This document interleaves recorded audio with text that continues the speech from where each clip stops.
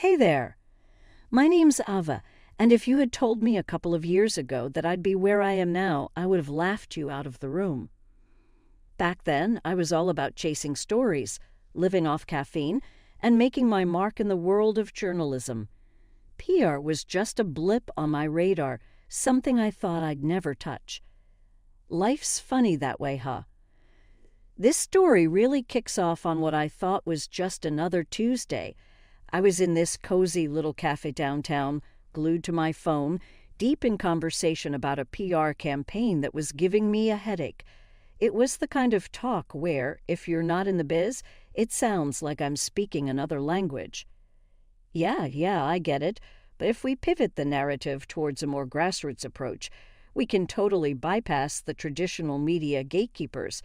I remember saying, probably a bit louder than necessary, I've always had a voice that carries. And there's this guy sitting all by himself at the next table. Couldn't have been more than 30, dressed casual but neat. He's got this look on his face like he's trying to solve a puzzle, but missing half the pieces. I wrap up the call, let out a long sigh, and that's when I notice him staring. Not in a creepy way, more bewildered than anything. What? Never heard a woman talk shop before. I shot at him, half annoyed, half amused. He just blinks, then breaks into this easy, disarming grin. Actually, I was trying to figure out what language you were speaking. Sounded like English, but I couldn't make head or tail of it. I couldn't help but laugh. It's called PR speak. It's English, but for masochists who like their jobs a little too much. He chuckles, slides his chair a bit closer. Ethan, he introduces himself, offering a hand. Ava, I reply, shaking his hand. His grip's firm, honest. So, Ava, you always talk about work like it's some kind of secret society. He teases, taking a sip of his coffee. Only when it scares the normals away, I quip back. We both laugh, and just like that, the ice isn't just broken, it's shattered. Ethan's got a way of making you feel like you're the only two people in the room. He listens like the words you're saying are the most important thing in the world. We talked about everything and nothing. Work, music, the latest series binge. It was easy, comfortable. Before I knew it, hours had passed. He's telling me about his job as a plumbing wholesale manager, which honestly I didn't even know was a thing. But he talks about it with this passion, this genuine love for something so mundane. It was refreshing. You actually enjoy talking about pipes and fittings? I asked, raising an eyebrow. As much as you enjoy pivoting narratives, he shoots back, and we're in stitches again. By the time we part ways, it's late. The cafe staff are politely but pointedly stacking chairs on tables around us. Ethan scribbles his number on a napkin, slides it across the table. Call me, maybe, he says, a playful challenge in his eyes. Maybe, I mimic, tucking the napkin into my purse. Walking home, I couldn't shake the grin off my face. Little did I know that random Tuesday in a random cafe would lead me here. Ethan and I, we clicked. It wasn't just attraction. It was like finding a piece of yourself you didn't know was missing. Fast forward a bit, and Ethan and I are knee-deep in what can only be described as the chaos of wedding planning. If you've never planned a wedding, let me tell you, it's like trying to juggle cats. And not just any cats, but cats that are on fire and extremely opinionated about floral arrangements and seating charts. I don't get it, Ethan said one evening, scratching his head as we looked over our ever-growing guest list. I thought you'd be all about having a big blowout wedding. You know, the kind where you need to hire a second city just to fit all the guests. I laughed, tossing another crumpled-up version of the guest list into the bin. No, that's not me. I've always dreamed of something small, you know, just us, our families, and a handful of friends. I don't need a circus, just something real, something us. Ethan looked at me, a mix of surprise and admiration in his eyes. You're full of surprises, Ava. All right, let's do it your way. But we're not skimping on the cake. Deal, I agreed, And just like that, our modest wedding plans were in motion. The day itself was a blur of laughter, happy tears, and way too much cake. Ethan was right about not skimping on that. Our families and a few close friends gathered in this quaint little venue we found. It was nothing fancy, but it was perfect for us. Ethan's mom, Sylvia, was there, of course. She was hard to read, always had been, but today she seemed, well, if not exactly thrilled, at least not openly hostile to the whole affair. "You sure you don't want a bigger do, dear?" Sylvia asked me as we were getting ready. Her tone was somewhere between concerned and condescending, a skill I reckon she perfected over the years. "Ethan and I are sure, Sylvia.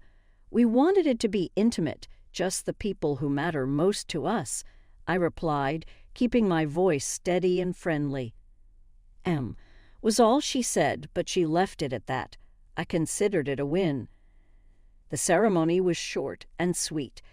Ethan looked so handsome, I thought my heart might burst right out of my chest, and when he said his vows, promising to love and cherish me through all the craziness life might throw our way, I believed him. Not because they were fancy words, but because they were true, spoken from the heart. After the ceremony, during the reception, Ethan's uncle, a burly man who'd had a bit too much to drink, clapped a heavy hand on Ethan's shoulder and slurred, "You two, you're good together." Not like some of these fancy folks with their big weddings and even bigger divorces. Ethan grinned. "Thanks, Uncle Joe, we think so too." And then there was dancing. I'm not much of a dancer, more of a flailer, really, but with Ethan it didn't matter. We were clumsy and completely out of sync, but it was perfect because it was us. As the night wound down, Ethan pulled me close, his voice soft in my ear. "Best day of my life, Ava. I can't believe you're my wife." I rested my head on his shoulder, feeling the weight of the day start to lift. "Best day of mine too, Ethan. Here's to us and to doing things our way." After the wedding buzz settled down, Ethan and I got hit by a serious case of nest building. We were on the hunt for our perfect starter home, something cozy but with enough room to grow into. The weekends were spent scrolling through listings and hitting open houses. It was exciting, but damn, was it exhausting. One lazy Sunday afternoon, as we were knee-deep in house listings and mortgage calculators, Sylvia dropped by. She had this knack for popping up unannounced, like a sitcom neighbor without the laugh track. "What are you doing?" she asked, peering over our shoulders at the laptop screen. Her tone casual, the eyes sharp. "House hunting," Ethan replied, not looking up. "We're thinking of buying." Sylvia perked up at that. Her interests suddenly piqued. "Oh, buying. Are we moving up in the world?" I shot Ethan a look, trying to gauge his reaction. He just shrugged, the universal husband signal for, "Let's not make a scene." We showed her some of the places we were considering. She had an opinion on everything. The location, the layout, even the color of the freaking curtains in the photos. Then, out of the blue, she dropped the bomb. "Since you two are doing so well, maybe you could help me out with something. My living room could use a facelift, a new couch, maybe a TV stand." Ethan and I exchanged looks. This was new territory. What do you mean?" I asked, trying to keep the skepticism out of my voice. Sylvia waved a hand as if she was asking for something as simple as borrowing a cup of sugar. "Oh, just a little financial help. It's not like you can't afford it." Ethan coughed, a clear sign he was uncomfortable. "Mom, that's not really." But Sylvia cut him off. "Ethan, darling, I've given you everything. The least you could do is help your old mother out." The room got tense. I could see Ethan wrestling with himself. The guilt Sylvia was laying on thick. "Okay, Mom, we'll see what we can do," he finally said, deflating like a balloon. I was floored. Just like that, we were going to dip into our house fund for Sylvia's living room makeover. After Sylvia left with a smug little smile and a list of furniture stores, Ethan and I had it out. "Ethan, what the hell? Why'd you just roll over like that?" I was pacing, my hands slicing the air for emphasis. He was on the couch, head in hands. "Ava, it's my mom. What was I supposed to do? Say no?" "Yes, that's exactly what you were supposed to say," I shot back. "We've been saving for months, and now we're supposed to just hand it over for her living room." Ethan stood up, his frustration matching mine. I know, it's just, she's my mom. It's complicated." "Complicated doesn't even start to cover it, Ethan. We're talking about our future here, not just some new furniture for your mom." The argument went back and forth, a tennis match of frustration and guilt. It was like a merry-go-round of frustration. We finally agreed that Ethan went too far by giving Sylvia access to our shared account, a decision we both regretted pretty quickly. But agreeing doesn't fix the feeling that our plans just took a major hit. That night, as we lay in bed, the air still thick between us, Ethan whispered, "I'm sorry, Ava. We'll figure this out together." "Yeah," I whispered back, not convinced but wanting to believe. "Together." After the whole living room saga, you'd think we'd get a breather, but nope, life had more in store for us, especially with Sylvia. This time, the battlefield was social media. Yeah, that's right. Facebook, Instagram, you name it. Sylvia suddenly became tech-savvy and found a new way to stir the pot. One evening, I'm scrolling through my feed, and I see a notification pop up. Sylvia commented on one of my posts. A picture from a work event, me in front of this big crowd, mic in hand, doing my PR thing. Her comment, "Must be nice to travel and eat out all the time while some of us can barely afford a coffee." I stared at the screen, my blood boiling. "Ethan," I yelled, not caring that it was past 11:00 p.m. and he was probably dozing off. He came running, phone in hand, a look of "what now?" plastered on his face. "Look at this." I shoved my phone in his face, pointing at Sylvia's comment. He squinted, read, and then let out a long sigh. "Mom's at it again, huh?" "At it again. She's practically painting me as some sort of millionaire while she plays the poor, neglected mother. It's embarrassing, Ethan." I was pacing now, every word punctuated with a stab of my finger in the air, as if I could physically grab my frustration and fling it out the window. Ethan grabbed my shoulders, forcing me to look at him. "Ava, let's just talk to her, okay? Maybe she doesn't realize." "Doesn't realize?" I snorted, pulling away. "She knows exactly what she's doing. This is about that damn living room. In Hawaii." "I'll call her in the morning," Ethan promised, but we both knew it was a Band-Aid on a bullet wound. The next day, true to his word, Ethan called Sylvia. I only caught his side of the conversation, but it was enough to paint a pretty clear picture. "Mom, you can't post stuff like that." "Yes, I get you're joking, but no, Mom, it looks bad." Ava's upset. "Well, maybe think before you post." It went on like that for a good 20 minutes, Ethan, ever the peacemaker, trying to reason with an immovable object. When he finally hung up, he looked like he'd gone 10 rounds with a heavyweight. "She'll think about it," he said, but we both knew think about it meant find a new angle to cause drama. And she did. Her next move.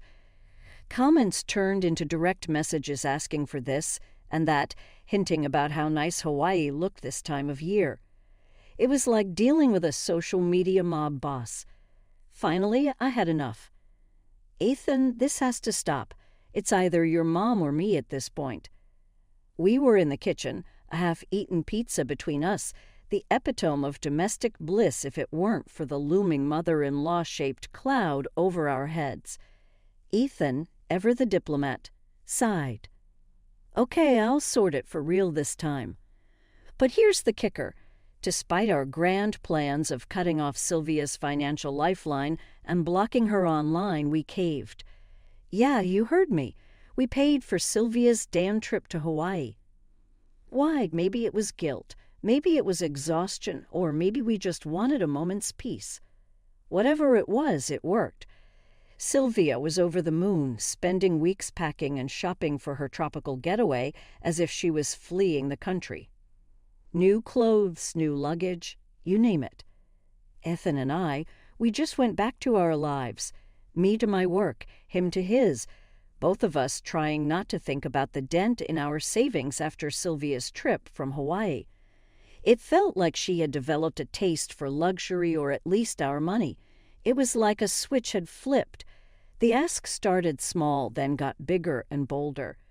Ethan and I were her personal ATM, and she wasn't shy about making withdrawals.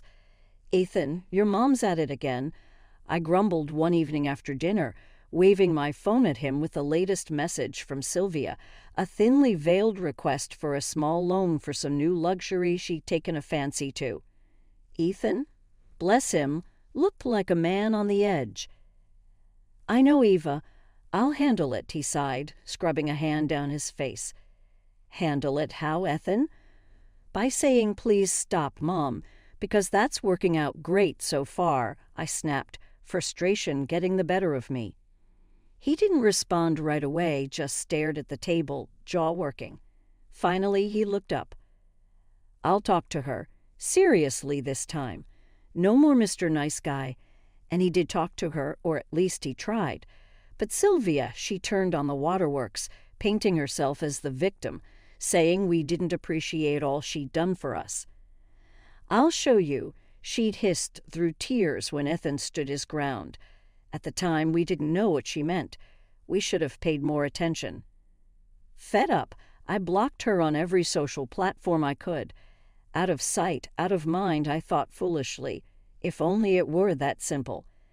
The day she showed up at our house flaunting those car keys was like a scene from some twisted game show. "Look what I got." Sylvia beamed, as if she'd won an award rather than raided our savings. Ethan and I exchanged a look of horror. "Mom, how? Where did you get the money for this?" Ethan's voice was a mix of disbelief and dawning realization. Sylvia didn't even have the decency to pretend. "Oh, Ethan gave me access to your savings. Needed a new ride," she said, as casual as if she was talking about borrowing a cup of sugar. "Our house fund. You used our house fund." My voice was barely a whisper, shock freezing the anger into a solid lump in my chest.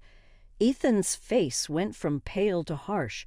We both knew what this meant, but seeing the numbers confirmed on our online banking was a gut punch. $260,000 gone just like that. Our dreams, our future, reduced to a pittance of $155,000. The fallout was nuclear. Ethan was in shock, repeating, "I didn't think she'd actually do it," like a mantra. Me, I went from furious to outright livid. She played us, Ethan. Played us like a cheap fiddle. "We have to do something," Ethan said, the fight finally sparking in him. This is theft." "Yeah, and it's war," I added, my mind racing through our options. Legal action, cutting ties, confronting Sylvia. It was all on the table now. Ethan nodded, determination replacing the shock. "We'll get it back, Eva. Every penny."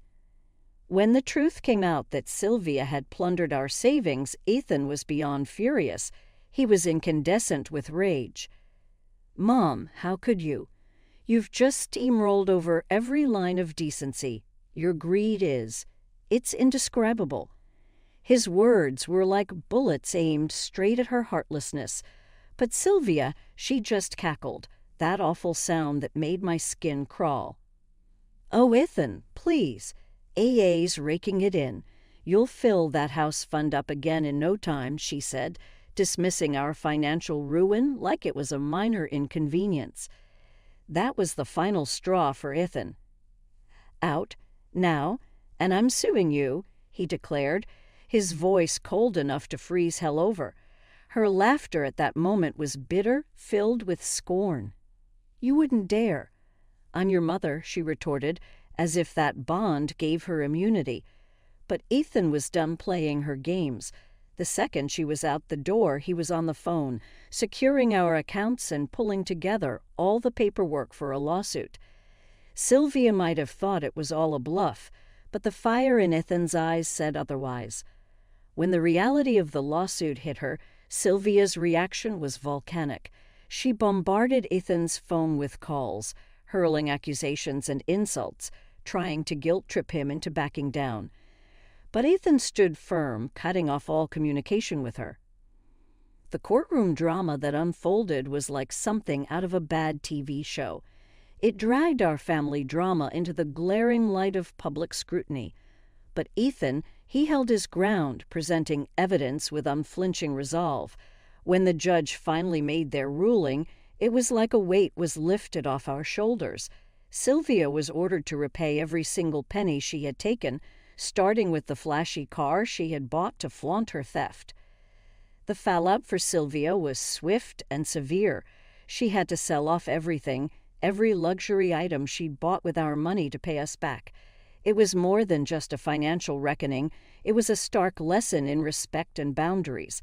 She had crossed a line, and now she was paying the price. For Ethan and me, it was a slow process of picking up the pieces. Watching our account slowly recover was a bittersweet victory. It was a harsh reminder of the ordeal we'd been through, but it also brought a sense of closure. It felt like finally we might be able to move forward, to rebuild our dreams on our terms, without the shadow of Sylvia's greed looming over us. After the whole legal mess with Sylvia, Ethan, and I finally got to buy our dream house. It was small but beautiful, exactly what we'd been hoping for. I remember walking through each room over and over, still half in disbelief. After everything, our dream was real. We had our home. We decided to throw a housewarming party, even though the place was pretty much a big empty box. No furniture, nothing. But that didn't stop us. Our friends came over, and we just embraced the emptiness, sat on the floor, spread out some snacks and drinks, and had ourselves an Oriental-style housewarming. It was different, kind of funny, but amazing. Laughing and sharing stories on the bare floor, it hit me how much we'd gone through to get here. This empty house wasn't just a space, it was a testament to our resilience, our fight for a future we wanted. Sure, it was unconventional, but it was ours. And in that moment, with our friends around us, it felt like the fullest, richest place in the world. "Hey, this might not be the fanciest housewarming," I said, looking around at our friends, "but it's definitely the most memorable." Ethan caught my eye and grinned. "Who needs furniture when you've got good company?" Right through the grapevine, those chats over fences or quick exchanges in the grocery store, we heard about Sylvia's latest chapter. It turned out the consequences of her actions ran deeper than just our drama. Banks and credit companies, tired of waiting, had come knocking. She was drowning in debt, the kind that swallows you whole. Eventually, she was forced to sell her house, the one she filled with all those ill-gotten gains, and move into a modest apartment on the city's outskirts. "Ethan, you hear about your mom?" I asked one evening, the news still fresh on my mind. He sighed, a deep, weary sound. "Yeah, I did. Can't say I'm surprised." But his voice trailed off, lost in the complex web of emotions that comes with family. Part of me hoped this would be a wake-up call for Sylvia, a harsh lesson in responsibility and consequence. Maybe now she'll learn right about managing money, thinking ahead. Ethan just shook his head, looking out the window. "I hope so, I really do. But people don't change overnight. In our little home, life bloomed in unexpected ways. Our biggest news wasn't about Sylvia or the past. It was about the future. I was pregnant. The realization hit us with a mix of joy, awe, and a tiny bit of fear. We were going to be parents. I'm reading everything I can get my hands on. I told Ethan, my nightstand a testament to my newfound obsession with parenting books. But you know what the most important thing I want to teach our kid isn't in these books. He looked curious. Oh yeah, what's that? Thrift, and not just saving money, but understanding its value, respecting it. I was determined our child would learn from our past, from Sylvia's mistakes and our own. Ethan wrapped an arm around me, his smile warm. I think that's perfect. We'll teach them about hard work, saving, and spending wisely. They'll grow up knowing how to manage their money. Unlike he didn't need to finish. We both knew who he meant. Our little house, once a dream delayed by betrayal and greed, was now a home filled with love and soon the laughter of our child. It was a fresh start, a promise that we do better, be better. And as for Sylvia, we both hoped that this might be the beginning of her own new chapter, one where she found her way out of the financial chaos she'd created. Life in our new home was good. It was real, and every day it reminded us of where we'd been and where we were determined to go. Not just for us, but